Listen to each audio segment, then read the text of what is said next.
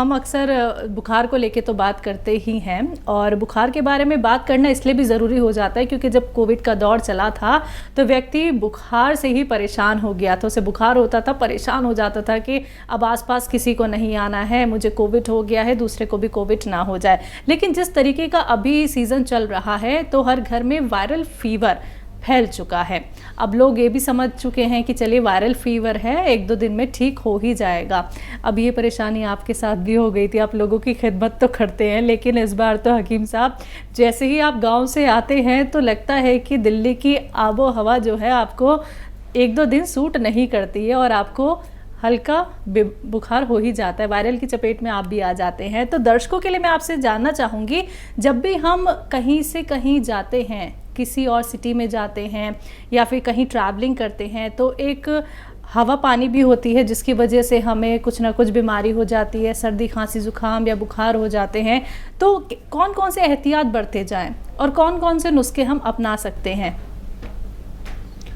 देखिए, जहाँ तक बुखार और बल्कि वायरल फीवर का ताल्लुक है, तो इसे वायरल फीवर इसीलिए कहते हैं कि एक से दूसरे में ट्रांसफ़र होता है। और बरसात या उसके बाद जो कीटाणु फिज़ा में फैल जाते हैं, उससे ये बुखार उत्पन्न होता है और एक दूसरे से एक दूसरे को लगता रहता है। और मैं भी मामूली इंसान ही हूँ, मुझे भी बुखार आ जाना चाहिए, और 4-5 दिन मैंने बुखार में गुजारे। हालांकि इससे पहले मुझे कभी आता नहीं था, लेकिन शायद इत्तला हो गई कि मैं भी बुढ़ा हो गया।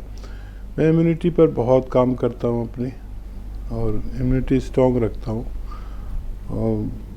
और ये भी सच्ची बात है आपकी कि मुझे दिल्ली या कोई भी भीड़ भाड़ वाला शहर में रहने का दिल नहीं होता, और मैं अक्सर इम्प्रेस हो जाता हूँ यहाँ कि कहीं जाना आना मुश्किल, कहीं आप थोड़ी दूर को ही जाइए और पूरा दिन ख़राब हो जाता है। इतना ट्रैफिक, इतनी बेनिज़ामी और इतना प्रदूषण। मैं गांव में भी रहता हूँ तो गांव में नहीं रहता, बल्कि जंगल में मेरा घर है, और मेरे घर पर के पीछे बाग है, उसका साया मेरे गरीब खाने पर है।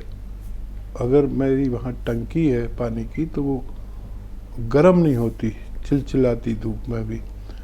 वहाँ की दवा, वहाँ की हवा प्रदूषित नहीं होती, वहाँ का दूध और वहाँ के सब्जियाँ सब अच्छे किस्म की मिल जाती, प्योर है। और यहाँ तो ये मुमकिन नहीं है। तो हवा तो साफ चाहिए जीने के लिए, और यहाँ की जो हवा की गंदगी है वो ख़ासतौर पर दिल्ली की, ये हिंदुस्तान के तकरीबन तमाम शहरों से ज़्यादा है। और अभी तो बारिश हो जाती है तो थोड़ा प्रदूषण कम हो जाता है, नहीं तो सर्दी और गर्मियों में यहाँ रहने के लिए बाकायदा घरों में हवा को साफ करने वाले यंत्र लगाने पड़े हैं, क्योंकि लोग इस लायक हैं कि वो एयर प्योरीफायर लगा सकते हैं, वो कुछ ज़्यादा दिन जी सकते हैं। तो हमने भी ये किया हुआ है। उसके बावजूद पूरे दिन तो प्रदूषण से वास्ता पड़ता ही है।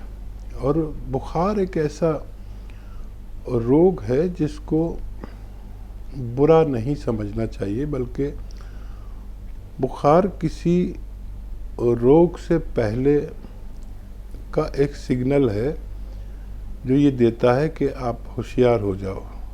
और जब भी हम बुखार अगर किसी सूरत ना उतरे, ये तो वायरल फीवर तो एक आम बात है जो होना ही होता है, लेकिन अगर फीवर किसी तरह नहीं उतरता तो हम ये टेस्ट कराते हैं कि बुखार कौन सा है। क्या हमें मलेरिया हो गया, क्या हमें टाइफाइड हो गया, कौन सा बुखार है, उसके अलग अलग टेस्ट हैं। तो ये बुखार जो है एक इत्तला है, एक सिग्नल है कि आपके जिस्म में कोई परेशानी होनी शुरू हो गई किसी पार्ट में। तो अक्सर बुखार में इन्फेक्शन होता है जिस्म में, खून में, आंतों में, लीवर में। तो ये एक इत्तला बुखार को अच्छा समझकर उसका स्वागत करना चाहिए और उसके ताल्लुक से जो टेस्ट ज़रूरी हो वो करा लें, तो हमें ये बीमारी की इत्तला देता है पहले से कि हमारे जिस्म में कुछ बड़ा नुकसान हुआ चाहता है। जी, तो हकीम साहब जैसे ही बुखार हो और इम्यूनिटी कम लगे तो नुस्खा हम क्या बना लें घर में ही? लेकिन नुस्खा तो मैंने बता रखा है, जो नए व्यूअर्स जुड़े हैं उनके लिए भी बता देता हूँ कि एक अच्छा नुस्खा है हमारे इम्यूनिटी के लिए, और वो ये है कि 100 ग्राम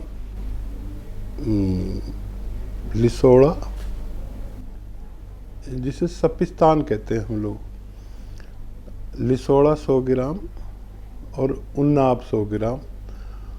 उन्नाब एक ईरानी बेर होता है जो सूखा हुआ सुर्ख बेर होता है, ये अलग टाइप का होता है, खुशबूदार, और इसकी गुठली निकाल के फेंकनी पड़ती है। 100 ग्राम उन्नाब, 100 ग्राम लिसोड़ा और 100 ग्राम अलसी, और इसमें 30 ग्राम पीपला मूल, जिसे पीपलें भी कहते हैं, हमारे किचन के गरम मसालों में होती हैं, वो 30 ग्राम लेकर पाउडर बनाकर, इस पाउडर को अगर हम 1 चम्मच रोज़ खाएं, निहार मुँह खाना बेहतर है और गर्म पानी से खाना बेहतर है, या चाय से ले लें, तो ये हमारी जिस्म की इम्यूनिटी को ज़रूरत के दायरे में लाती है।